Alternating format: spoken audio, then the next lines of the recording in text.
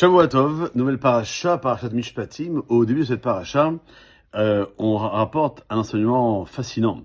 La Torah ordonne qu'un juif vendu comme esclave soit libéré après 6 ans. S'il le désire, il peut rester asservi plus longtemps, jusqu'au Yovel, la 50e année. Mais auparavant, son maître doit le conduire au tribunal rabbinique, de le mettre près de la porte ou lui percer l'oreille à l'aide d'un poinçon. Pourquoi a-t-on choisi une porte pour lui percer l'oreille? Et on nous explique qu'en Égypte, la porte était témoin que Dieu est passé au-dessus des portes et des Bénis Israël.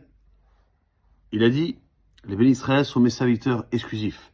Par conséquent, celui qui acquiert un autre maître doit se faire percer l'oreille en présence d'une porte. Observer la Torah, c'est essentiellement se libérer de l'asservissement à des forces extérieures. Le service d'Hachem, de Dieu, ne tolère pas de servir notre maître à tel point qu'à la différence des esclaves, un employé est autorisé à démissionner au beau milieu d'un jour de travail. D'où l'importance que nous avons tous les matins lorsqu'on récite la bénédiction, parmi les bénédictions du matin, Shelo Asani Aved, qu'Ajourohu nous a pas fait esclaves. Est-ce que vraiment je ne suis pas esclave? C'est la question qu'on pourrait se poser. Un homme obsédé parce que les autres vont penser de lui, qui ajuste ses actes à leurs idéaux, c'est la personnification de l'asservissement. Il ignore ce qu'il sait juste et se soumet à la pression sociale. Le Talmud raconte un incident étonnant. Après la destruction du second Beth Amikdash, du second temple, Rabbi Hanina ben Teradion a désobéi aux ordres des Romains et a rassemblé publiquement des grands groupes de Juifs pour leur enseigner la Torah. Un jour, alors qu'il parlait à son maître, Rabbi Yossé ben Kisma, celui-ci leur reprochait de se mettre en danger par ses discours. Et Rabbi Hanina lui a dit à son Rav, « Est-ce que je suis destiné au monde futur ?» Alors, son Rav lui a dit, « As-tu fait quelque chose pour le mériter ?» Et il a dit un jour, par erreur, j'ai mélangé de l'argent que j'avais mis de côté pour donner à Sedaka et de l'argent qui m'appartenait. Et dans le doute, j'ai distribué toute la somme aux pauvres. Dans ce cas, puisse ma part être semblable à la tienne, dit son Rav. Ce dialogue est surprenant. Pourquoi Rabbi Hanina n'était-il pas sûr de mériter une part au monde futur? Y a-t-il plus grand mérite que de risquer sa vie pour assurer la pérennité de la Torah? Encore plus étonnante est la question de son Rav. As-tu fait quelque chose pour le mériter?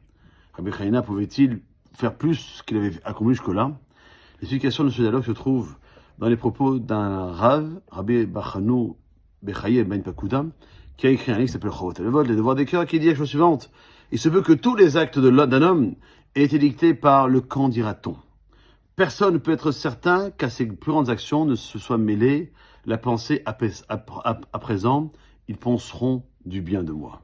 Un homme peut acheter un étrogue très cher, prier en récitant lentement la Hamida, le texte central des prières, ou construire une belle soukha en pensant agir uniquement pour Dieu, alors que sa réelle intention est d'impressionner son entourage.